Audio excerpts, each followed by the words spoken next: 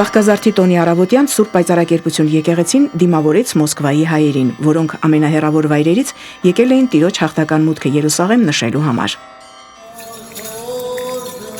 Սա այն բացառիկ ու սիրված օրերից մեկն է, երբ ընտանիքներով մեծից փոքր աղոթքի են կանգնում, երբ եկեղեցին դառնում է հոգևոր մեծ տուն երեխաներ ունեցող ընտանիքների համար։ Ծաղկազարդի տոնակատարությունը սկսվեց կյանքի, հույսի եւ նորացման խորհրդանիշ կանաչ ճյուղերի օրհնությամբ։ Թեմակալ առաջնորդ Եզրա Սրբազանի հանդիսապետությամբ օրհնվեցին ուռենու ոստերը։ Ըստ ավետարանական պատմության, ձիթենու եւ արմավենու ճյուղերի ընծայումը Տիրոջը, ով մեռյալ Ղազարոսին հարություն տվեց, խորհրդանշում է մահվան հանդեպ կյանքի հաղթանակը։ Թեմակալ առաջնորդ Տեր Եզրաս arczepiskopos Ներսիսյանն օրհնության խոսքում նշեց, որ ինչպես այն ժամանակ մարդիկ ուրախությամբ դիմավորում էին Հիսուս Քրիստոսին ճյուղերով ծածկելով նրա ճանապարհը, այնպես էլ այսօր հավատացյալները ողջունում են Տիրոջն իրենց սրտերում։ Շնորհավորում եմ մեզ բոլորիս եւ կրկին անգամ փառք տալիս Տիրոջը, որ մենք այս հավատարմությամբ, այս գիտակցված հավատքով փորձում ենք մեր աստվածապարգև կյանքը աստվածահաճո ազգօգուտ եկեղեցաշահ գործերով, աշխատանքով, բարեգործություններով վկայենք,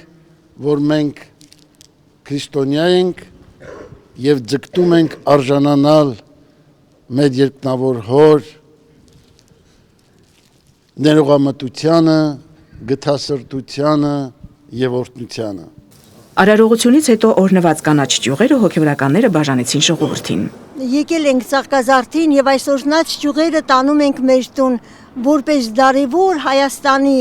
մեր առաջի քրիստոնեական երկրի շունչը, որ մեր տան մեջ միշտ անմահ լինի։ Այսօր մեծ տոն է, 2000 տարի առաջ մեր Տեր Հիսուս Քրիստոսը, երբ մտավ Երուսաղեմ, ժողովուրդն ուրախությամբ դիմավորեց նրան։ Այսօր նույն ուրախությամբ մենք էլ ենք եկել նշելու տոնը։ Շնորհավորում եմ բոլորի Ծաղկազարդը։ Անդաստանի կարգից հետո մատուցվեց Սուրբ եւ անմահ պատարագ։ Պատարագիչ Տեր Սեփու քահանա Ամիրյանը խոսեց տոնի խորհրդի մասին։ Այսօր մենք ոչ միայն եկել ենք աղոթելու, այլև հիշելու այն մեծ իրադարձությունը, որը տեղի է ունեցել ավելի քան 2000 տարի առաջ, ասաց Տեր հայրը։ Ծաղկազարդի օրը մեր Տիրոջ Հիսուս Քրիստոսի հաղթական մուտքը Երուսաղեմ Սուրբ քաղաք մեզ ամենքից պատգամում է, որ մշտապես պատրաստ լինենք Քրիստոսին ընդունելու մեր հոգուց, մտքից, սրտից ներս բացելու դռները եւ ասելու օրհնյալ ես դու, որ գալիս ես Տիրոջ անունով։ Թող ամենքս որպես քրիստոնյա ծաղկազարդված այսօր մշտապես ամուր պահենք անսասան կերպով քրիստոնեական մեր հավատքը եւ մնանք աջակիցներն ու պաշտպանները առաքելական մեր Սուրբ եկեղեցու։ Տոնական օրվան հատուկ հանդիսություն էր հաղորդում Կոմիտասյան պատարագի երգեցողությունը։ Այն տարվա մեջ մեկ անգամ է կատարվում միայն Ծաղկազարդի տոնին, որի բացառիկ իրավունքը շնորհված է հայորդյաց տանսաներին։ Գեղեցիկ ձայներով մաքուր եւ անկեղծ կատարումը առավել աղոթական դարձրեց մթնոլորտը։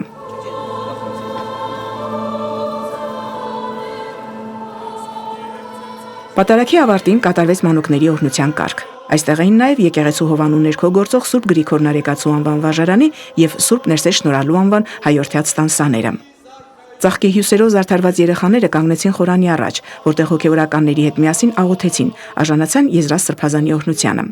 Ձեր ձեռքերում պահած կանաչ ճյուղը թող դառնա հույսի խորհրդանիշ վաղվա պայծառ օրվա համար։ Լավ սովորեք եւ բարի գործեր կատարեք, պատգամեց Սրբազան հայրը։ Եկեղեցում յուրաքանչյուր հանդիպում նաև ազգային միասնության եւ հայրենիքի մասին հոգատարության խորհուրդ ունի։ Այս անգամ էլ Մոսկվա բնակ հայերը, որպես հոգու պարտք, իրենց զորակցությունն արտահայտեցին հայ եկեղեցուն, պահանջելով դադարեցնել հալածանքները եւ ազատ արձակել ազատազրկված հոգևորականներին։ Նրանք մասնակցեցին ի պաշտպանություն հայ եկեղեցու ստորագրահավաքին, որը կազմակերպվել է Սանկտ Պետերբուրգի մի խումբ հայերի նախաձեռնությամբ եւ արդեն մեծ տարածում ունի ողջ Ռուսաստանում։